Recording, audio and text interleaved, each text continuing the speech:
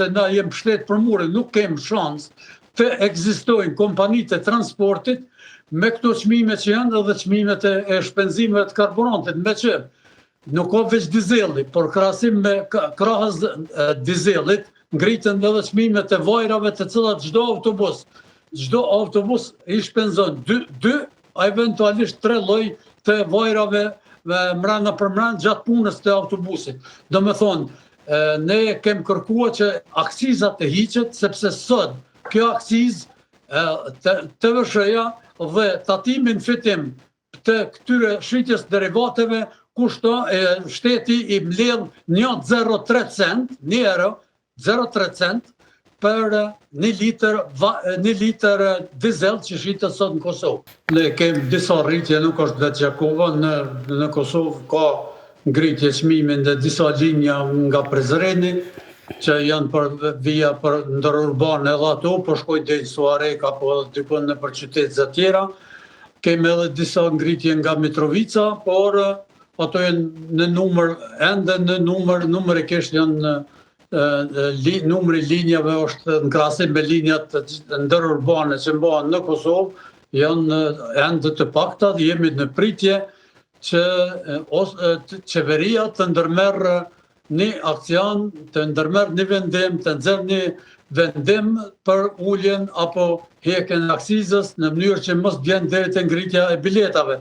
Ne po flasim sot për bileta me që unë mirë me transport, po të rrugor të udhëtorëve mirë, po ngritja e çmimit të naftës ndikon në të gjitha sortimonin ushqimor të cilën ne e konsumojmë, sepse të gjitha ato produkte njëjtë si ku në udhëtor që ne i bëjmë me autobus, ato produkte barten me maune të cilat kanë lënë të parë, kanë dizelin, krejt çka t'jesin ndër 5 euro një drejtim që është pak. Pra po thoni që mbi 5 euro pritet të jetë. Po,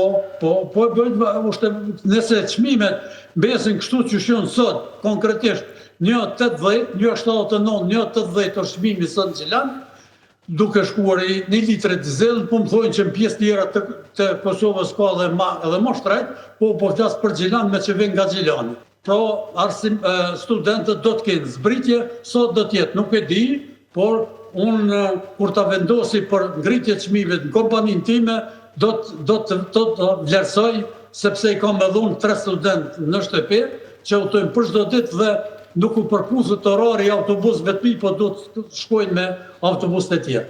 Për momentin ka pas një ramje, do të thotë për javës të kalume, ka pas një ramje dikun 15% në çmim. Por deri dje, prej djeshit dhe i sot veç që 15% që ka rënë 7%, se prap ka ngritje. Do të thotë për neve është pak e vështirë, se nuk po mujna mu bazu në çmim, se nuk është stabil.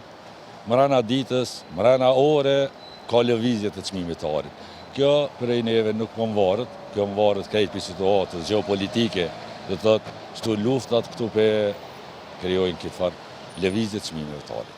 Mesatarja 110-115 euro. Prej 10 klientave, 8 klienta vjesin sa është grami, 2 klienta këqyrin, e për që aty në 2-ve, a blen as blen dikush zdihet. Do të thotë ka shumë kërkesë për me ditë çmimin e arit, po edhe na si shica, si zejtar, edhe na po jemi në situatë shumë të keqe, se unë sot ta kom dhonë për shembull 110 euro, po flas për çmim të sotit. 110 edhe në varet prej punës, produktit, stolis, ka produkte që është unikate, ka produkte që janë pak ma problematike mu punu, ato shkojnë çmimi se është puna e dorës. Se mos të habitim na si komunitet i kësaj veprimtarie, na e shesim vetëm punën e dorës, do të thotë, vlerën e punës që e kem punu. Ti mund është më arë nesër mi marrë të në 5 gram, mi bjen 5 gram, për që ato 5 gram, unë ta kalkuloj sa më ka kushtu mu haku jam, zia po jam i kjarë. Unë e veç punën e dorës, unë në çmim të arit nuk fitoj, unë fitoj vetëm për punim të arit. Shive, në fatëbarësisht në Kosovë ka ndru trendi i modeleve të arit. Ka qenë një periudhë e kohore që kanë marrë sasi bukut madhe për nuse. Sa shmarin që ato që e banë, që është e përditshme. Po, për lëvizjeve të çmimit, ka klienta që marrin për me rujt. e lënë si aset.